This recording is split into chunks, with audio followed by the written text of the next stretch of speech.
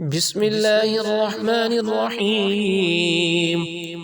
الرحمن علم القرآن خلق الإنسان علمه البيان. الشمس والقمر بحسبان والنجم والشجر يسجدان والسماء رفعها ووضع الميزان ألا تطغوا في الميزان وأقيموا الوزن بالقسط ولا تخسروا الميزان والأرض وضعها للأنام فيها فاكهة والنخل ذات الأكمام والحب ذو العصف والريحان فبأي آلاء ربكما تكذبان خلق الإنسان من صلصال كالفخار وخلق الجان من مارج من نار فبأي آلاء ربكما تكذبان رب المشرقين ورب المغربين فبأي آلاء ربكما تكذبان مرج البحرين يلتقيان بينهما برزخ لا يبغيان فبأي آلاء ربكما تكذبان يخرج منهما اللؤلؤ والمرجان فبأي آلاء ربكما تكذبان وله الجوار المنشآت في البحر كالأعلام فبأي آلاء ربكما تكذبان كل من عليها فان ويبقى وجه ربك ذو الجلال والإكرام فبأي آلاء ربكما تكذبان يسأله من في السماوات والأرض كل يوم هو في شأن فبأي آلاء ربكما تكذبان سنفرغ لكم أيها الثقلان فبأي آلاء ربكما تكذبان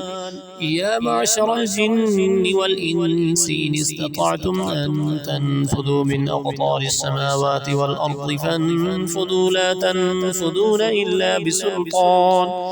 فبأي آلاء ربكما تكذبان يرسل عليكما شواظ من نار ونحاس فلا تنتصران فبأي آلاء ربكما تكذبان فإذا انشقت السماء فكانت وردة كالدهان فبأي آلاء ربكما تكذبان فيومئذ لا يسأل عن ذنبه إنس ولا جان فبأي آلاء ربكما تكذبان يعرف المجرمون بسيماهم فيؤخذ بالنواصي والأقدام فبأي آلاء ربكما تكذبان هذه جهنم التي يكذب بها المجرمون يطوفون بينها وبين حميم آن فبأي آلاء ربكما تكذبان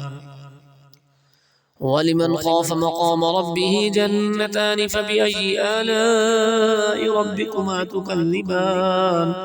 ذواتا أفنان فبأي آلاء ربكما تكذبان فيهما عينان تجريان فبأي آلاء ربكما تكذبان فيهما من كل فاكهة زوجان فبأي آلاء ربكما تكذبان متكئين على فرش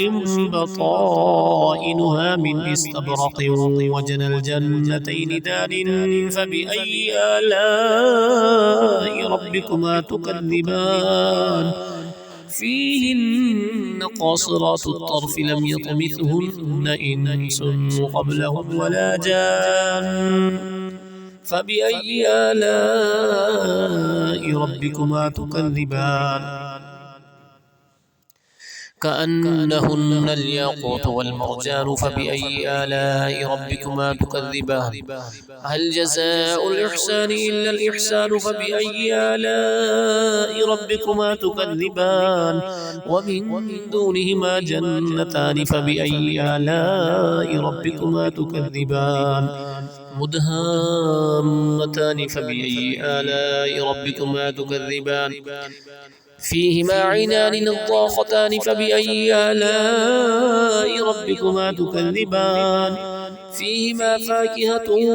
ونخل ورمان فبأي آلاء ربكما تكذبان فيهن خيرات حسان فبأي آلاء ربكما تكذبان حور مقصورات في الخيام فبأي آلاء ربكما تكذبان لم يطمثهن إنس قبلهم ولا جان فبأي آلاء ربكما تكذبان